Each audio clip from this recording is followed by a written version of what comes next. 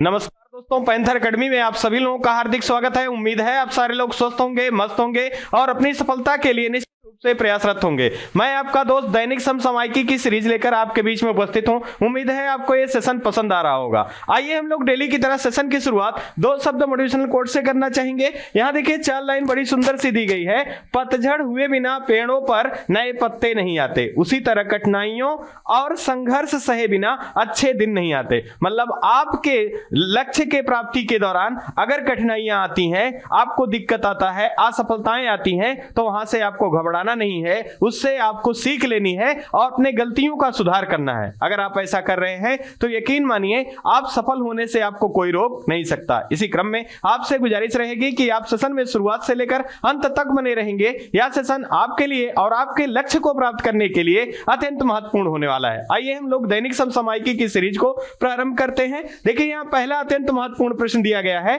हाल ही में अमित शाह जी द्वारा 120 फीट की ऊंची प्रतिमा पोलो खेलते हुए खिलाड़ी की कहां स्थापित किया गया है? तो विकल्प हमारे दिए गए, पहला मणिपुर, दूसरा नागालैंड, तीसरा त्रिपुरा, चौथा मेघालय। यहाँ जो सही विकल्प होगा, विकल्प नंबर ये सही होगा, मणिपुर। अगर मणिपुर के बारे में बात करें तो यहाँ की राजधानी क्या है? इम्फाल जो है यहाँ की राजधानी है। यहाँ के मुख्यमंत्री की अगर बात करें तो आपको याद रखना है तो वीरेन सिंह जी हैं। साथ ही साथ अगर राज्यपाल की बात करें तो ला गणेशन जी जो हैं यहाँ के राज्यपाल के रूप में हैं। इसी क्रम में आपको ध्यान रखना है पोलो खेल का जन्म स्थली के नाम से किस भारतीय राज्य को जाना जाता है? तो मणिपुर को जाना जाता है। यह भी आपको याद रखना है। इसी क्रम में इस वर्ष या हाल फिलहाल के दिनों में भारत में कुछ महत्वपूर्ण स्टैचू का निर्माण किया गया और इसका उद्घाटन भी किया गया। तो यहां से प्रश्न लगातार बने हैं। तो इसी क्रम में जितने भी चर्चित स्टैचू हैं उनको हम एक क्रम में देख लें। सबसे पहला जो सबसे ज्यादा पूछा जाने वाला स्टैचू के रूप में जाना जाता है, तो आप ध्यान रखेंगे स्टैचू ऑफ यूनिटी की स्थापना कहां की गई है? केवड़िया गुजरात में किया गया है। और यह किससे संबंधित है? तो यह सरदार वल्लभ भाई पटेल जी की प्रतिमा है। इसी क्रम में आपको याद रखना है स्टैचू ऑफ नॉलेज की आपको याद रखना है। ये कहां? तो लातूर महाराष्ट्र में। और ये बी आर अंबेडकर जी की प्रतिमा है। इसे भी आपको याद रखना है। इसी क्रम में आपको याद रखना है स्टैचू ऑफ पीस की स्थापना कहां की गई है? तो आप ध्यान रखेंगे राजस्थान राज्य में। और यह जैन मुनि से संबंधित है। और स्टैचू ऑफ पीस का एक जो मूर्ति है उसका कहां पर उद्घाटन किया गया है? तो जम्मू कश्मीर राज्य में। इसको भी आपको याद रखना है। इसी क्रम में स्टैचू ऑफ इक्वेलिटी की स्थापना कहां की गई है? तो ये हैदराबाद में किया गया है। और हैदराबाद में यहां आप ध्यान रखना है ये किसका है? तो संत रामानुजाचार्य जी की यह प्रतिमा है। इसको भी आपको याद रखना है। इसी क्रम में आपको याद रखना है स्टैचू ऑफ प्रॉस्पेरिटी की स्थापना कहां की गई है? तो कर्नाटक के बेंगलोर शहर में कैंपेगौड़ा अंतरराष्ट्रीय हवाई अड्डा परिसर में। और यह किसकी है? तो नाथ प्रभु कैंपेगौड़ा जी की है। और यह कितनी ऊंची प्रतिमा है? 108 फीट ऊंची प्रतिमा है। और बेंगलोर के संस्थापक के नाम से किसे जाना जाता है? तो आपको याद रखना है नाथ प्रभु कैंपेगौड़ा को जाना जाता है। इसी क्रम में आप ध्यान रखेंगे विश्व की सबसे ऊंची भगवान शिव की प्रतिमा कहां पर स्थापित किया गया है? तो राजसमंद जो कि राजस्थान में है, इसका नाम क्या है? तो विश्वास स्वरूपम। क्या नाम है? विश्वास स्वरूपम जो है इसका नाम है। यह विश्व की सबसे ऊंची भगवान शिव की प्रतिमा है। ये कुछ महत्वपूर्ण प्रतिमाएं हैं जो कि हाल फिलहाल के दिनों में चर्चा में हैं, इनको आपको याद रखना है। इसी क्रम में हम लोग आइए यहां पर रिवीजन की सीरीज को देखेंगे। प्रतिवर्ष विश्व मानवाधिकार दिवस को किस दिवस के रूप में मनाया जाता है? तो 10 दिसंबर को मानवाधिकार दिवस के रूप में मनाया जाता है। अगर हम बात करें मानवाधिकार आयोग की, तो यूएन के में एक अभिन्न अंग के रूप में कौन सा है? मानवाधिकार आयोग है। हाल ही में इसके अध्यक्ष नियुक्त किए गए हैं वोल्कर तुर्क। कौन? वोल्कर को नियुक्त किया गया है और ये ऑस्ट्रिया के हैं। ये मानवाधिकारों को लेकर लड़ने वाली संस्था के रूप में है। इसी क्रम में अगर हम बात करें, हाल ही में भारतीय मूल की वीणा नायर ने विज्ञान के क्षेत्र में किस देश का पीएम पुरस्कार जीता है? तो ये ऑस्ट्रेलिया देश का पीएम पुरस्कार जीतने वाली भारतीय मूल की महिला कौन है? तो वीणा नायर है। इनको भी आपको याद रखना है। आइए इसी क्रम में अगले महत्वपूर्ण प्रश्न को देखेंगे। ये खेल प्रदृश्य से अत्यंत महत्वपूर्ण प्रश्न है। हाल ही में चर्चा में रही किस टेनिस खिलाड़ी द्वारा संन्यास लेने की घोषणा किया गया है? देखिए, पहला दिया गया ईगा स्विएटेक, दूसरा एरिना रिवाकिना, तीसरा सानिया मिर्जा, चौथा सुमित नांगल। यहां जो सही विकल्प होगा, विकल्प नंबर सी सही होगा। सानिया मिर्जा ये टेनिस की खिलाड़ी रही हैं और आपको ध्यान रखना है ऑस्ट्रेलिया ओपन,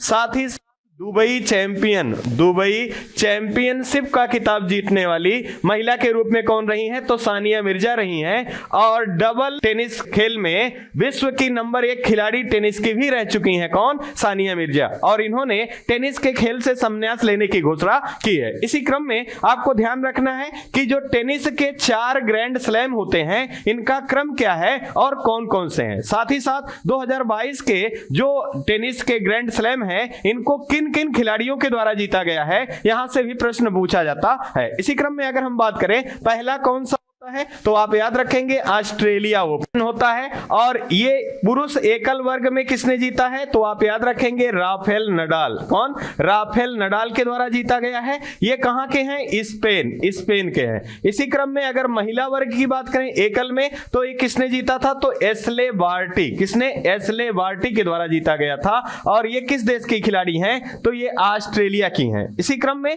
दूसरा कौन सा होता है? तो दूसरा आपका जो टेनिस का ग्रैंड स्लैम होता है फ्रेंच ओपन होता है। कौन होता है? French open. और इसमें पुरुष वर्ग में किसने जीता है? पुनः एक बार राफेल नडाल पुरुष वर्ग में जीता है इस किताब को। और महिला वर्ग की बात करें तो यहां पर आपको याद रखना है ईगा स्विएटेक के द्वारा जीता गया है। ईगा स्विएटेक कहां की खिलाड़ी हैं? तो दोस्तों भूलेंगे नहीं, ये पोलैंड की खिलाड़ी हैं। पोलैंड की राजधानी वार्सा। इसी क्रम में तीसरा जो ग्रैंड स्लैम होता है, इसे विंबलडन के नाम से जाना जाता है। और इसमें पुरुष वर्ग एकल में किसने जीता है? तो नोवाक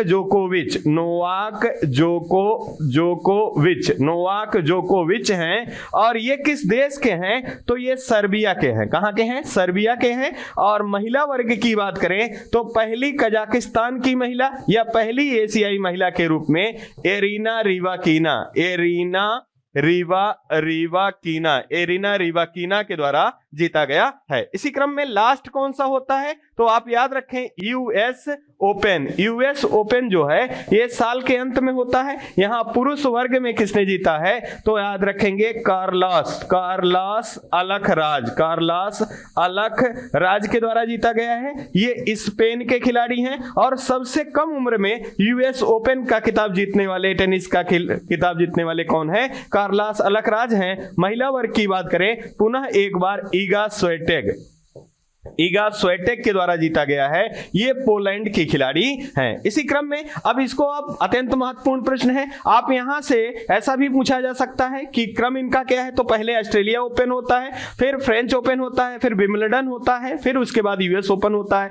कौन कौन जीते हैं? तो आप पुरुष वर्ग में बात करें तो ऑस्ट्रेलिया ओपन राफेल नडाल के द्वारा, और महिला वर्ग में बात करें एशले बार्टी के द्वारा। अगर फ्रेंच ओपन की बात करें तो पुरुष वर्ग में पुनः एक बार राफेल नडाल के द्वारा, महिला वर्ग में ईगा स्विएटेक के द्वारा द्वारा, विंबलडन की बात करें पुरुष वर्ग में नोवाक जोकोविच के द्वारा, और महिला वर्ग की बात करें कजाकिस्तान की पहली महिला या एशिया की पहली महिला एरिना रिवाकिना के द्वारा। अगर यूएस ओपन की बात करें तो पुरुष वर्ग में सबसे कम उम्र के खिलाड़ी जो हैं कार्लोस अल्कराज हैं स्पेन के, और इगा स्विएटेक हैं जो कि पोलैंड की है। यहां दो प्रश्न और भी ध्यान रखें, अगर वर्तमान में पूछा जाए कि टेनिस के नंबर 1 खिलाड़ी विश्व के कौन है, तो कार्लोस अल्कराज हैं। देश पुनः याद रखेंगे स्पेन देश से संबंधित है। साथ ही साथ अगर महिला वर्ग में पूछा जाए आपका तो इगा स्विएटेक हैं, ये किस देश की हैं, तो ये आपको याद रखना है पोलैंड से संबंधित है। बात हो रही थी संन्यास की, तो दो प्रश्न और ध्यान रखें कि हाल ही में आपको याद रखना है रोजर फेडरर के द्वारा भी टेनिस से संन्यास लेने की घोषणा की गई है। ये किस देश के हैं, तो ये स्विट्जरलैंड के हैं। साथ ही साथ एशले बार्टी के द्वारा भी टेनिस से संन्यास ले लिया गया है। ये कहां की हैं, तो ऑस्ट्रेलिया की हैं। यहां से अब आपको प्रश्न जरूर याद रखना है। अब कौन कौन याद रखने हैं, तो संन्यास टेनिस से लेने की घोषणा करने वाले खिलाड़ियों में, चर्चित खिलाड़ियों में कौन कौन हो गए, तो रोजर फेडरर हो गए जो कि स्विट्जरलैंड से, एशले बार्टी ऑस्ट्रेलिया से, और भारतीय कौन है, तो आपको याद रखना है सानिया मिर्जा हैं। इन्होंने टेनिस से संन्यास लेने की घोषणा की है। क्रम भी याद रखेंगे,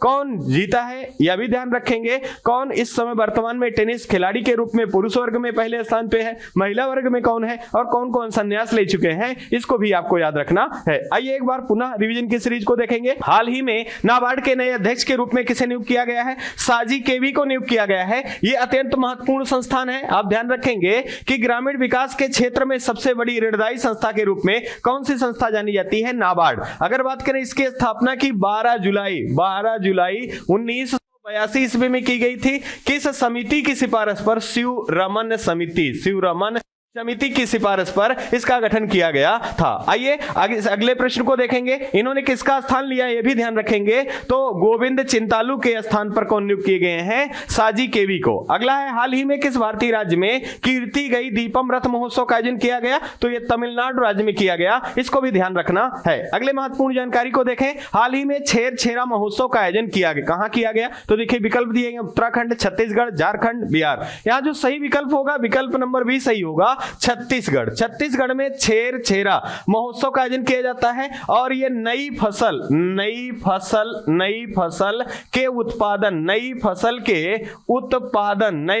के उत्पादन के दौरान मनाया जाने वाला त्योहार है या फेस्टिवल है, और इसे समृद्धि की देवी के नाम से भी जाना जाता है। यहाँ का एक मोटिव है दान लेना या दान देना, इसका मुख्य उद्देश्य है छेरा महोत्सव का। अगर हम बात करें छत्तीसगढ़ की, राजधानी क्या है, रायपुर राजधानी है। मुख्यमंत्री कौन है, तो आप ध्यान रखेंगे भूपेश बघेल जी जो हैं यहाँ के मुख्यमंत्री हैं। राज्यपाल की बात करें तो अनुसुईया उइके जी जो हैं यहाँ की राज्यपाल है। इसी क्रम में छत्तीसगढ़ का एक नृत्य है पिंडवानी, कई बार पूछा गया है, पिंडवानी नृत्य कहाँ का नृत्य है, तो ये छत्तीसगढ़ का है। इसी क्रम में पूछा जाए भारत का नियाग्रा किस जलप्रपात को कहा जाता है, तो आप ध्यान रखेंगे चित्रकूट जलप्रपात। और चित्रकूट जलप्रपात किस नदी पर स्थित है, तो इंद्रावती नदी पर स्थित है, इसे भी ध्यान रखना है। इसी क्रम में आपसे चर्चा में रहा है गुरु घासीदास टाइगर रिजर्व किस राज्य में स्थित है, तो आपको याद रखना है ये छत्तीसगढ़ में स्थित है। इसी क्रम में आपको याद रखना है छत्तीसगढ़ से इसका कब होता है, 1 नवंबर सन 2000 को छत्तीसगढ़ का, 9 नवंबर को आपको ध्यान रखना है उत्तराखंड सन 2000 को, और अगर बात करें 15 नवंबर सन 2000 को झारखंड। ये 3 राज्यों का गठन किया जाता है। यहाँ छत्तीसगढ़ से कुछ महत्वपूर्ण योजनाएं प्रारंभ की गई हैं। जैसे अगर पूछा जाए या गोधन्या योजना कहां प्रारंभ की गई है, तो छत्तीसगढ़ में। कहां, छत्तीसगढ़ में प्रारंभ की गई है। अगर पूछा जाए मातृत्व मातृत्व कौशल्या योजना कहां प्रारंभ की गई है? यह भी छत्तीसगढ़ में। अगर आपसे पूछा जाए हमर बेटी हमर मान योजना कहां की है, तो यह भी छत्तीसगढ़ की है, छत्तीसगढ़ का है। साथ ही साथ आपको याद रखना है मिलेट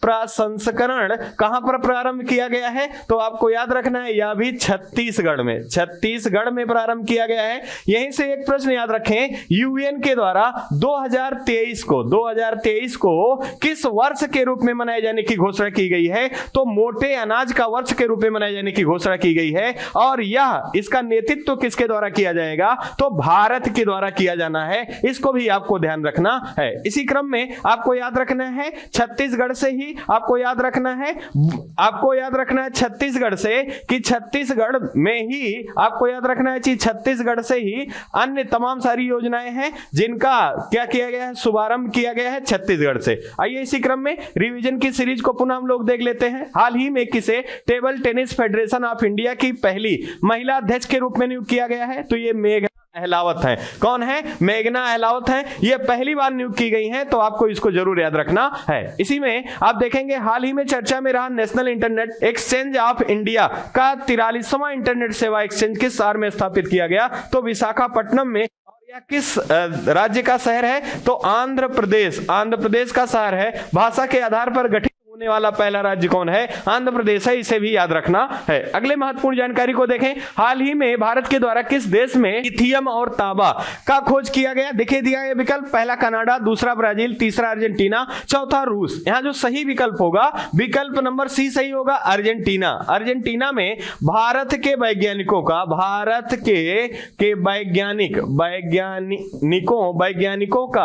दल के द्वारा किसकी खोज की गई है, तो लिथियम की खोज, साथ ही साथ तांबा का खोज किया गया है। और आपको ध्यान रखना है किस देश में भारत के वैज्ञानिकों का किया है, तो अर्जेंटीना के द्वारा किया गया है। इसी क्रम में अगर हम बात करें अर्जेंटीना की, तो यह दक्षिण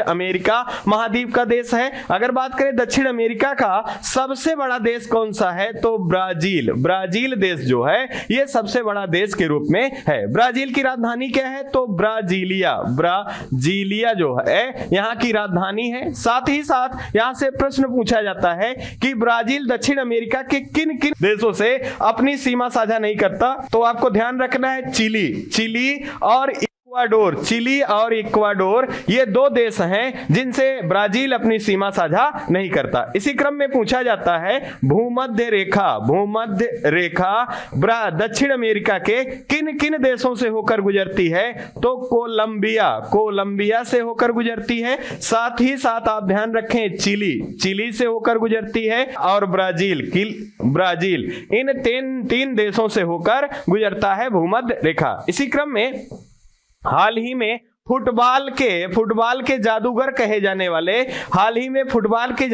जाने वाले जो फुटबॉलर हैं, इनका निधन हो गया। इनका नाम क्या है? पेले है। और ये किस देश से संबंधित थे, तो ये ब्राजील से संबंधित थे। इसको भी आपको याद रखना है। इसी क्रम में अगर बात की जाए अर्जेंटीना की, फीफा विश्व फुटबॉल का हाल ही में आयोजन किया गया था, तो यह विजेता देश के रूप में कौन सा रहा है, तो अर्जेंटीना जो है ये तीसरी बार विजेता देश के रूप में रहा है। और अर्जेंटीना में ही पंपास नाम की घास की मैदान पाया जाता है। इसको भी याद रखना है। इसी क्रम में कनाडा को नहीं भूलना। अगर पूछा जाए कि विश्व में तटीय सीमा सबसे लंबी या सबसे बड़ी किस देश की है, तो आपको ध्यान रखना है कनाडा का है। और इसकी राजधानी क्या है? ओटावा है। इसको भी ध्यान रखना है। इसी क्रम में आपको याद रखना है रूस के बारे में। अगर पूछा जाए विश्व का सबसे बड़ा क्षेत्रफल के आधार पर देश कौन सा है, तो यह रूस देश है। इसको भी ध्यान रखना है। इसी क्रम में आप ध्यान रखेंगे अमेजन जंगल कहां पर पाए जाते हैं, तो ब्राजील में। और पृथ्वी का फेफड़ा या विश्व में सर्वाधिक जैव विविधता कहां पाई जाती है, तो अमेजन के जंगलों में पाया जाता है।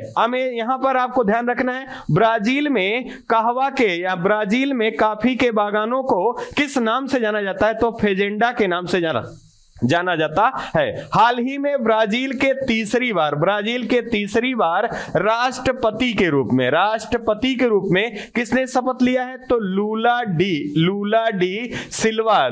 डी सिल्वा जी के द्वारा शपथ ग्रहण किया गया है। और इन्होंने किसका स्थान लिया है? तो बोल्सोनारो के स्थान पर ब्राजील के नए राष्ट्रपति नियुक्त किए गए हैं, लूला डी सिल्वा। आइए इसी क्रम में रिवीजन की सीरीज को पुनः देख लें। यहां देखिए एक महत्वपूर्ण मैप भी दिया गया है। कभी कभी प्रश्न के माध्यम से आपसे पूछ लिया जाता है कि ब्राजील या अर्जेंटीना निम्न में से किस देश के साथ अपनी सीमा साझा नहीं करता। तो देखिए यहां अर्जेंटीना का बेसिकली यहां पिक्चर दिखाया गया है। देखिए किन किन देशों से सीमा साझा करता है। तो ये देखिए चिली है, चिली देश से, और यहां देखिए बोलिविया है, पराग्वे है, ब्राजील है, साथ ही साथ उरुग्वे है। इन देशों के साथ अपनी सीमा साझा करता है कौन? तो आप याद रखेंगे अर्जेंटीना। साथ ही साथ चिली, बोलिविया और अर्जेंटीना को लिथियम और तांबा उत्पादन के लिए जाना जाता है। यहां पर ध्यान रखेंगे चिली है, चिली में तांबे का उत्पादन खूब ज्यादा होता है, यह भी ध्यान रखना है। और लिथियम आयन जो है या लिथियम का खोज किसके लिए अत्यधिक उपयोगकारी है? तो आपको याद रखना है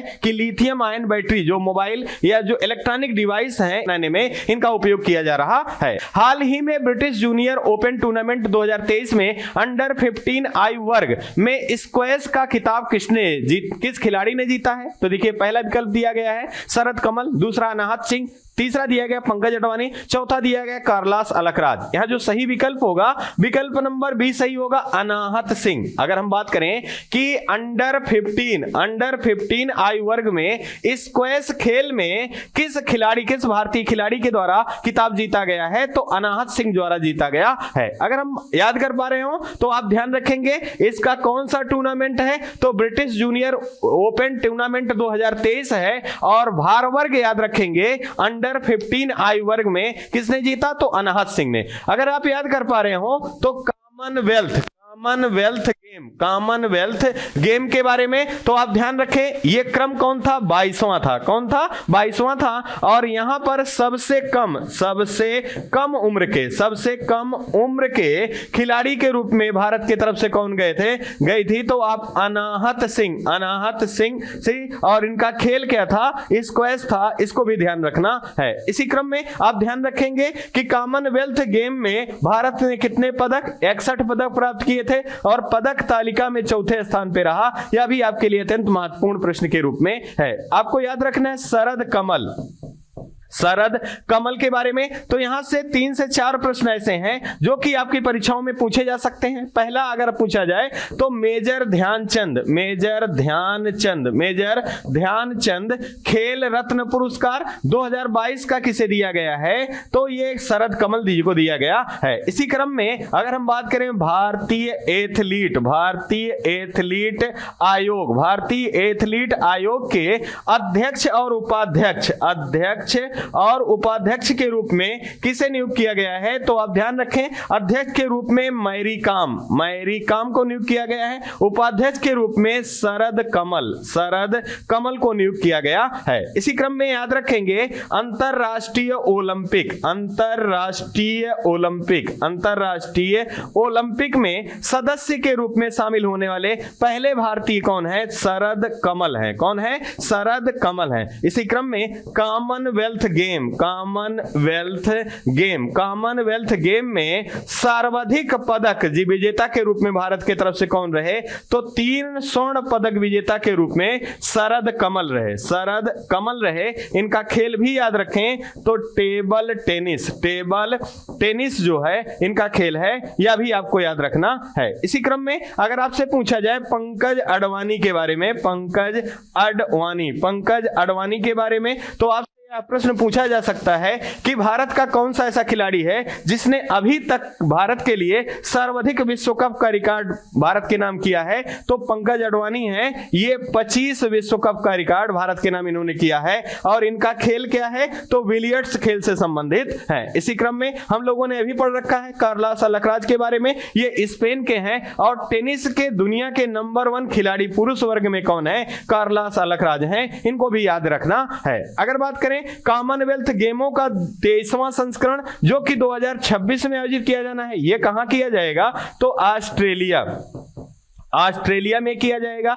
इसी क्रम में अगर पूछा जाए फीफा अगला आयोजन 2026 में कहां किया जाएगा, तो आप ध्यान रखेंगे कनाडा, यूएसए और मैक्सिको में किया जाएगा। यह भी आपके लिए अत्यंत महत्वपूर्ण प्रश्न के रूप में है। आइए इसी क्रम में अगले रिवीजन की सीरीज को देखेंगे। हाल ही में भारत ने किस देश के साथ करेंसी स्वैप एग्रीमेंट प्रारंभ किया, तो यहां सही हमारा विकल्प जो है ये मालदीव है। मालदीव की राजधानी क्या है, माले है, और यहां के राष्ट्रपति कौन है, इब्राहिम सोली हैं। और भारत और मालदीव के बीच में कौन सा युद्धाभ्यास है, कुवेरियन युद्धाभ्यास भारत और मालदीव के बीच में आयोजित किया जाता है। अगला हमारा प्रश्न है, हाल ही में बायोडायवर्सिटी पर COP15 का आयोजन कहां किया गया है, तो मॉन्ट्रियल, जो कि एक कनाडा का शहर है। कहां का, कनाडा का शहर है, इसे भी ध्यान रखना है। साथ ही साथ आप कनाडा से मॉन्ट्रियल से याद रखेंगे 16 सितंबर 1987, जिसे किस नाम से जाना जाता है, तो मॉन्ट्रियल प्रोटोकॉल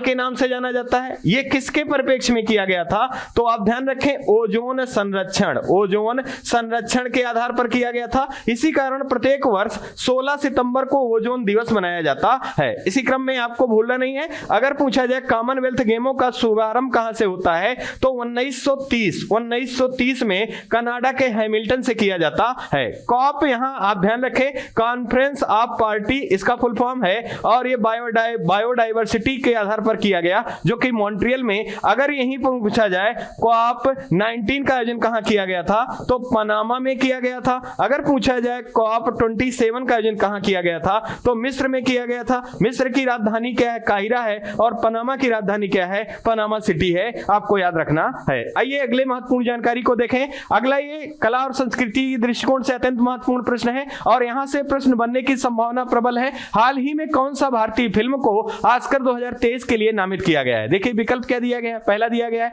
छेलो सो, दूसरा द कश्मीर फाइल, तीसरा RRR, चौथा दिया गया है सभी। यहां जो सही विकल्प है हमारा सभी, लेकिन यहां दो शब्द और याद रखेंगे। अगर भारतीय फिल्मों की बात करें कितनी फिल्में शॉर्टलिस्ट की गई हैं, तो टोटल फिल्में 5 शॉर्टलिस्ट की गई हैं। विकल्प के आधार पर बात करें तो 3 यहां दी गई हैं। चौथा आप याद रखेंगे कांतारा, कौन सा, कांतारा है। और 5वां आप याद रखेंगे गंगूबाई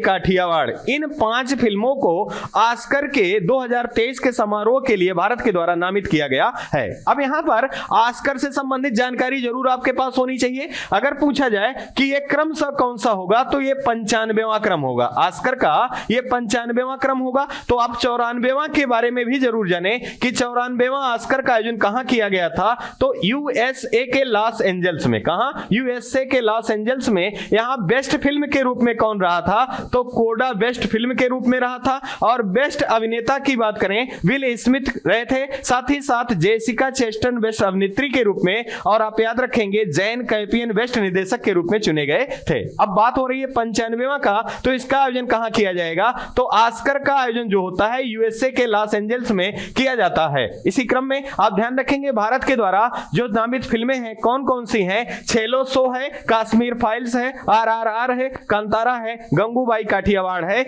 यह भी आपको याद रखना है। इसी क्रम में कुछ महत्वपूर्ण भारतीय फिल्मों से भी पुरस्कार आपको याद रखने हैं। जैसे अगर आपसे पूछ लिया जाए 68वां राष्ट्रीय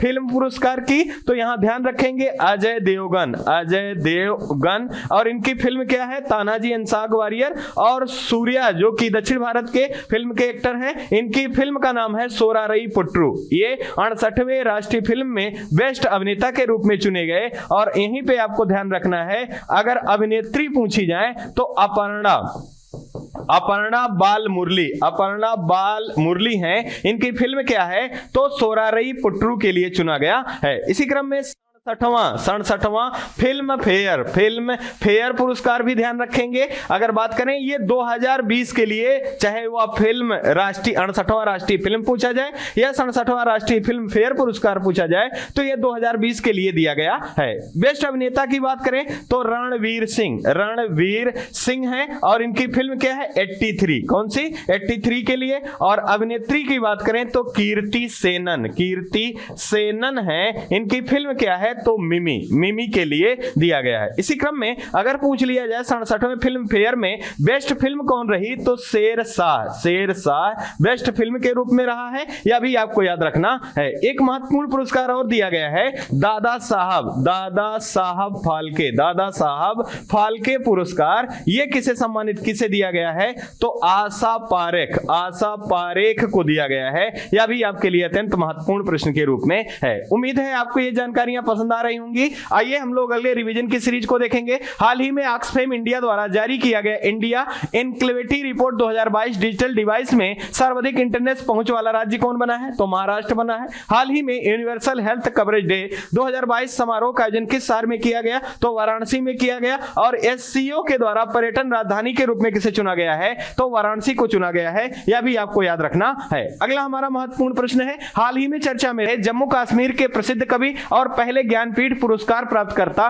कौन थे जिनका निधन हो गया। देखिए पहला दिया गया बद्री नारायण, दूसरा रहमान राही, तीसरा जी शंकर कुरूप, चौथा दिया गया है दामोदर मौजो। यहाँ जो सही विकल्प है विकल्प नंबर बी सही होगा, रहमान राही। आप ध्यान रखेंगे जम्मू कश्मीर के पहले ज्ञानपीठ पुरस्कार प्राप्तकर्ता, साथ ही साथ पद्म पुरस्कार, पद्म श्री पुरस्कारों से भी इन्हें सम्मानित किया गया। ज्ञानपीठ पुरस्कार कब दिया गया था इन्हें, तो 2007 में दिया गया था, यह भी ध्यान रखना है। इसी क्रम में जम्मू कश्मीर से एक डेट याद रखेंगे, 31 अक्टूबर 2019 को भारत में दो नए राज्यों का गठन किया जाता है, केंद्र शासित राज्यों का। कौन, तो जम्मू कश्मीर और लद्दाख। जम्मू कश्मीर के वर्तमान में उपराज्यपाल कौन है, तो ध्यान रखेंगे मनोज सिन्हा जी यहाँ के उपराज्यपाल हैं। अगर लद्दाख राज्य की पूछा जाए तो राधा कृष्ण माथुर जी जो हैं ये कहाँ के उपराज्यपाल हैं, तो ये लद्दाख राज्य के उपराज्यपाल के रूप में हैं। इसी क्रम में पूछा जाता है जम्मू कश्मीर का इतिहास किस किताब में वर्णित है, तो राज तरंगिणी में वर्णित है। और इसके लेखक कौन है, तो कल्हड़ के द्वारा लिखा गया है। इसी क्रम में पूछा जाता है जम्मू कश्मीर का अकबर किसे कहा जाता है, तो जैनुल आबेदीन को जम्मू कश्मीर का अकबर के नाम से जाना जाता है। इसी क्रम में अगर पूछा जाए ट्यूलिप गार्डन, एशिया का सबसे बड़ा ट्यूलिप गार्डन कहां स्थित है, तो ये जम्मू कश्मीर में स्थित है। साथ ही साथ अगला प्रश्न अगर पूछा जाए दाचिंगम नेशनल पार्क किस राज्य में स्थित है, तो जम्मू कश्मीर राज्य में स्थित है। और यहीं पे हंगुल मृग पाया जाता है। यह भी आपके लिए अत्यंत महत्वपूर्ण प्रश्न है। अगर पूछा जाए करेवा की खेती किससे संबंधित है, तो केसर उत्पादन है, इसे करेवा की खेती के नाम से जाना जाता है। और केसर का जीआई टैग किस राज्य को प्राप्त है, तो जम्मू कश्मीर राज्य को प्राप्त है। इसी क्रम में आप ध्यान रखेंगे अगर पूछा जाए भारत का सबसे बड़ी ताजे पानी की झील कौन है, बुलर झील है। अगर पूछा जाए डल झील भारत के किस राज्य में है, तो ये आपको याद रखना है जम्मू कश्मीर राज्य में स्थित है। बात हो रही थी यहाँ ज्ञानपीठ पुरस्कारों की, तो ज्ञानपीठ पुरस्कारों से आप जानकारी याद रखेंगे। ज्ञानपीठ पुरस्कारों से इसकी स्थापना कब होती है, 1961 ईस्वी में। पहला कब प्रदान किया जाता है, तो आप ध्यान रखेंगे 1965 ईस्वी में। और पुरुष वर्ग में किसे दिया जाता है, तो जी शंकर कुरूप को दिया जाता है। और आशा पूर्णा देवी जो पश्चिम बंगाल से संबंधित थी, महिला वर्ग में इन्हें पहला दिया जाता है ज्ञानपीठ पुरस्कार। और अगर हाल ही की बात की जाए तो 56वां और 57वां ज्ञानपीठ पुरस्कार का घोषणा किया गया था। 56वां किसे दिया गया था, 56वां तो याद रखेंगे नीलमणि फूकन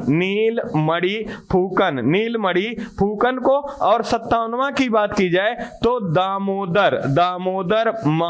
दामोदर माउजो को दिया गया है। इसी क्रम में आप याद रखेंगे साहित्य अकादमी पुरस्कार 1954 ईस्वी से प्रारंभ किया जाता है। और 2023 के लिए किसे दिया गया है, तो आप ध्यान रखेंगे बद्री नारायण को तुमड़ी के शब्द के लिए दिया गया है हिंदी भाषा में। आइए इसी क्रम में रिवीजन की सीरीज को देखेंगे। हाल ही में यूनिसेफ दिवस का आयोजन किस दिवस को किया गया, तो 11 दिसंबर को किया जाता है। और यह संस्थान बच्चों के हितों के लिए कार्य करने वाली संस्थान के रूप में जाना जाता है। अगला हमारा है आर्ट पोर्टल के द्वारा प्रकाशित पासपोर्ट इंडेक्स 2022 में पहला स्थान किस देश को प्राप्त हुआ है? तो यूएई को प्राप्त हुआ है और यह इंडेक्स के रूप में महत्वपूर्ण है, आपको याद रखना है। अगले महत्वपूर्ण जानकारी को देखें, हाल ही में किस मंत्रालय के द्वारा 10 से 16 जनवरी तक स्टार्टअप इंडिया इनोवेशन वीक 2023 का आयोजन किया गया? देखिए पहला विकल्प दिया गया है वित्त मंत्रालय, दूसरा वाणिज्य और उद्योग मंत्रालय, तीसरा शिक्षा मंत्रालय, चौथा रक्षा मंत्रालय। सही जो विकल्प होगा विकल्प नंबर बी, वाणिज्य और उद्योग मंत्रालय। इसके केंद्रीय मंत्री कौन है? तो पीयूष गोयल। कौन है?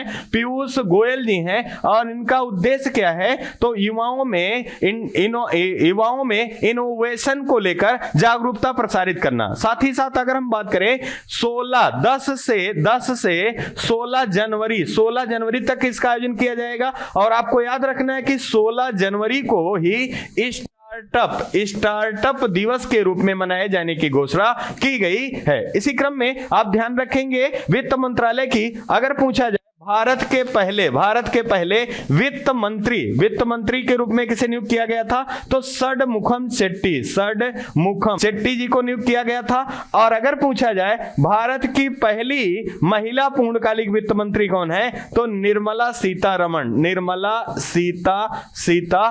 जी हैं। साथ ही साथ हाल ही में फोर्ब्स की एक पत्रिका है, इसके आधार पर विश्व की 100 शक्तिशाली महिलाओं की सूची जारी की गई थी। इसमें पहले स्थान पे कौन है? तो उर्सुला वॉन डेर लेन है। और भारत में अगर बात की जाए तो भारत की 6 महिलाएं इसमें शामिल हैं। इनमें पहले स्थान पे कौन है? तो भारत की वित्त मंत्री निर्मला सीतारमण हैं। इसी क्रम में आपको ध्यान रखना है अगर आपसे पूछा जाए वित्त आयोग के बारे में तो यहां से आप इसका अनुच्छेद जरूर याद रखेंगे। अनुच्छेद 280 में वित्त आयोग का वर्णन है। इसी क्रम में अगर पूछा जाए कि पहले भारत के वित्त आयोग के अध्यक्ष किसे नियुक्त किया गया था? तो केसी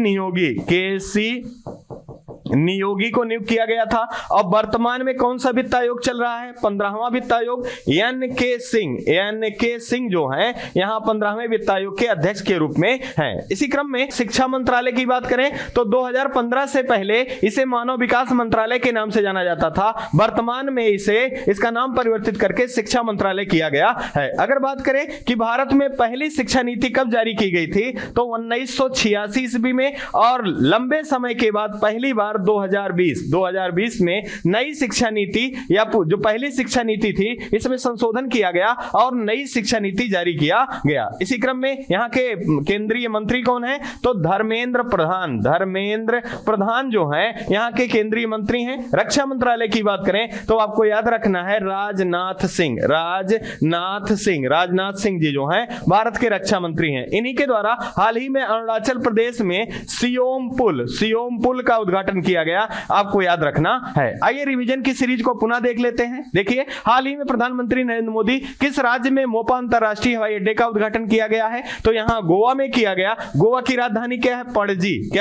पणजी है। और यहाँ के मुख्यमंत्री कौन है? तो प्रमोद सावंत जी हैं। अब इसका नाम परिवर्तित करके मोपा अंतरराष्ट्रीय हवाई अड्डे का नाम परिवर्तित करके मनोहर पारिकर अंतरराष्ट्रीय हवाई अड्डा कर दिया गया है। यह भी आपको याद रखना है। अगला है हाल ही में national institute for one health का आधारशिला कहां रखा गया? तो नागपुर में रखा गया, आपको ध्यान रखना है। और इसका उद्देश्य है एक ही छत के नीचे स्वास्थ्य की सारी सुविधाएं उपलब्ध कराया जाना। अगले महत्वपूर्ण जानकारी को देखें, हाल ही में किस राज्य सरकार के द्वारा स्कूल में सामाजिक और भावनात्मक शिक्षा का विकास के लिए साहर्ष योजना, याद रखना है, साहर्ष योजना प्रारंभ किया गया? तो देखिए विकल्प दिया गया, पहला मेघालय, दूसरा पश्चिम बंगाल, तीसरा त्रिपुरा, चौथा सिक्किम। यहाँ जो सही विकल्प होगा विकल्प नंबर सी सही होगा, त्रिपुरा। अगर बात करें त्रिपुरा की तो यहाँ की राजधानी क्या है? अगरतला जो है यहाँ की राजधानी है। अगर बात करें यहाँ के मुख्यमंत्री कौन है तो आप याद रखेंगे डॉक्टर मानिस साहा यहाँ के मुख्यमंत्री हैं। राज्यपाल की बात करें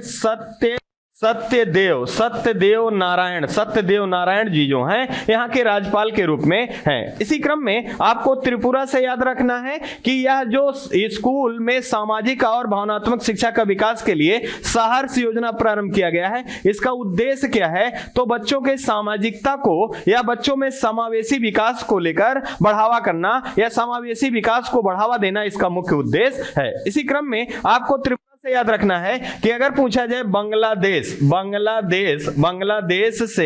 से तीन तरफ से घिरा एकमात्र भारतीय राज्य कौन है, तो ये त्रिपुरा है। कौन है? त्रिपुरा है। इसी क्रम में आप ध्यान रखेंगे भारत और बांग्लादेश के बीच की विभाजन रेखा का नाम क्या है, तो जीरो लाइन है, या इसी को शून्य लाइन भी कहा जाता है।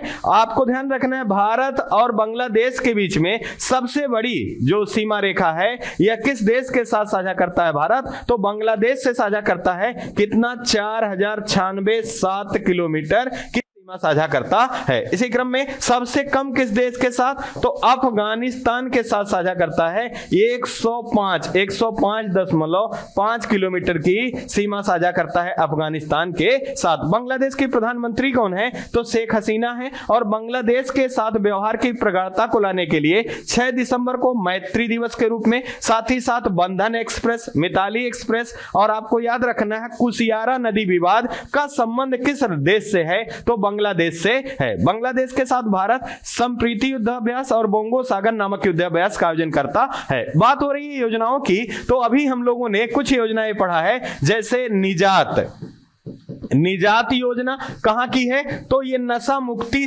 के लिए प्रारंभ किया गया था। कहां? तो ये छत्तीसगढ़ में प्रारंभ किया गया था निजात योजना। इसी क्रम में जग मिशन को याद रखेंगे, ये कहां की योजना है, तो आप याद रखेंगे ये उड़ीसा सरकार की योजना है। और इसका मुख्य उद्देश्य क्या है, तो आपको स्लम बस्ती में निवास करने वाले नागरिकों का जीवन स्तर उच्च बनाना, यही इसका उद्देश्य है, जो कि 2018 में प्रारंभ किया गया था। इसी क्रम में आप ध्यान रखेंगे चिरंजीवी योजना, ये कहां की है, तो ये राजस्थान राज्य का है। लाडली लक्ष्मी योजना, ये कहां का है, तो मध्य प्रदेश का है। इसी क्रम में पंचामृत योजना कहां का है, तो ये उत्तर प्रदेश का है। यह भी आपको याद रखना है। ये महत्वपूर्ण योजनाएं हैं जो कि जन कल्याण के लिए प्रारंभ की गई हैं विभिन्न सरकारों के द्वारा, आपको याद रखना है। सिक्किम को नहीं भूलेंगे। अगर पूछा जाए कि सिक्किम की राजधानी गैंगटॉक है और भारत का पहला हिमस्खलन राडार कहां स्थापित किया गया है, सिक्किम राज्य में। और यहां को आपको याद रखना है नाथुला दर्रा और जलेपला का संबंध किस राज्य से है, सिक्किम राज्य से है। आइए इसी क्रम में अगले रिवीजन की सीरीज को देखेंगे। हाल ही में अंतरराष्ट्रीय क्रिकेट में सबसे तेज दोहरा शतक लगाने वाले खिलाड़ी पहले कौन बने हैं, तो ईशान किशन बने हैं, आपको याद रखना है। भारतीय ओलंपिक संघ की पहली महिला अध्यक्ष कौन बनी है, तो पीटी उषा बनी है। और आपको याद रखना है इन्हें उड़न परी और प्योली एक्सप्रेस के नाम से भी जाना जाता है। अगले महत्वपूर्ण जानकारी को और लास्ट सेशन के प्रश्न को देखेंगे। हाल ही में किस राज्य सरकार के द्वारा ग्लोबल सिटी अभियान प्रारंभ किया गया, देखिए विकल्प दिया गया बिहार, गुजरात, और तीसरा दिया गया मध्य प्रदेश, चौथा उत्तर प्रदेश। यहां जो सही विकल्प होगा यह उत्तर प्रदेश सही होगा। उत्तर प्रदेश की राजधानी क्या है, लखनऊ राजधानी है। और यहां के मुख्यमंत्री योगी आदित्यनाथ जी हैं। राज्यपाल कौन है, आनंदीबेन पटेल हैं। इसी क्रम में अगर हम बात करें ग्लोबल सिटी अभियान, ग्लोबल सिटी अभियान, इसका उद्देश्य क्या है, तो नगरीय निकाय है, इसको और सुदृढ़ और उच्च बनाना इसका उद्देश्य है। इसी क्रम में अगर हम बात करें किन पक्षों को लेकर, तो आपको ध्यान रखना है प्रदूषण को कम करना और ट्रैफिक या यातायात संसाधन को सुदृढ़ करना, साथ साथ साफ सफाई पर विशेष ध्यान देना इसका मुख्य लक्ष्य रखा गया है। इसी क्रम में आपको उत्तर प्रदेश से कुछ चर्चित प्रश्नों को जरूर याद रखने हैं।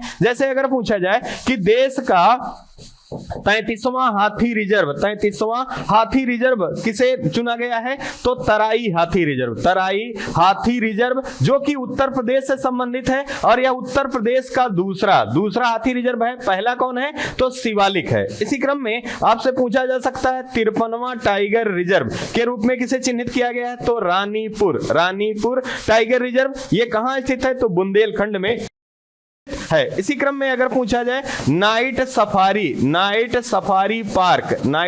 पार्क किस देश के तर्ज पर, सिंगापुर के तर्ज पर कहां स्थापित किया जाएगा, तो लखनऊ में स्थापित किया जाएगा। अगर आपसे पूछा जाए ब्रह्मोस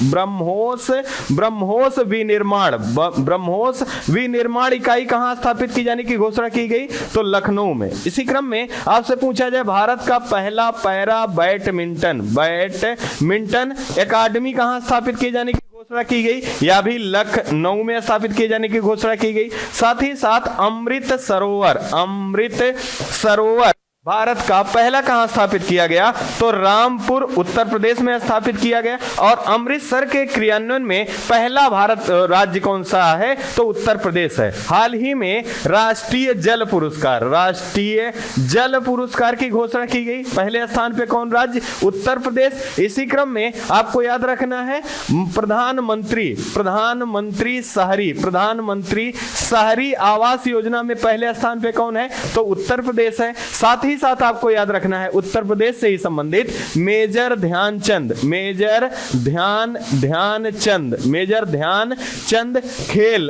ध्यानचंद खेल यूनिवर्सिटी की स्थापना कहां की जा रही है? तो मेरठ में किया जा रहा है। इसी क्रम में एससीओ के द्वारा सांस्कृतिक राजधानी के रूप में किसे चुना गया है? तो आपको याद रखना है वाराणसी को। किसे? वाराणसी को चुना गया है। अगर आपसे पूछा जाए राष्ट्रीय विरासत संस्थान के रूप में किस शहर को विकसित किए जाने की घोषणा की गई है? तो नोएडा में स्थापित किए जाने की घोषणा की गई है।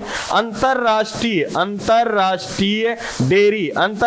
डेयरी अनुसंधान सम्मेलन कहां आयोजित किया गया था? तो नोएडा में आयोजित किया गया था। अगर पूछा जाए कि भारत में सबसे ज्यादा एक्सप्रेसवे वाला राज्य कौन है? तो 13 एक्सप्रेसवे वाला राज्य कौन बन गया है? तो ये उत्तर प्रदेश बन गया है। ये सारे प्रश्नों को आपको याद रखना है। आइए इसी क्रम में रिवीजन के लास्ट सेशन को देख लेते हैं। हाल ही में विधानसभा चुनाव 2022 में गुजरात राज्य के मुख्यमंत्री के रूप में किसे बनाया गया है? तो आप ध्यान रखें भूपेंद्र पटेल को। और ये दूसरी बार मुख्यमंत्री के रूप में इन्होंने शपथ लिया है। और ये गुजरात राज्य के 18वें मुख्यमंत्री के रूप में शपथ लिया है। बीजेपी के यहाँ कितनी सीटें? 156 सीटें। टोटल सीटें कितनी हैं? 182 सीटें हैं। आपको याद रखना है। इसी क्रम में हिमाचल प्रदेश में आपको याद रखना है, यहाँ की राजधानी की बात करें धर्मशाला और शिमला राजधानियां हैं। और यहां पर कांग्रेस सरकार बनी है। तो आप ध्यान रखेंगे सुखविंदर सिंह सुक्खू जी यहां के मुख्यमंत्री के रूप में चुने गए हैं। ये हिमाचल प्रदेश के 15वें मुख्यमंत्री हैं। और यहां टोटल विधानसभा की सीटें 68 हैं, जिसमें 40 सीटें कांग्रेस को प्राप्त हुई हैं। ये महत्वपूर्ण प्रश्नों की सीरीज थी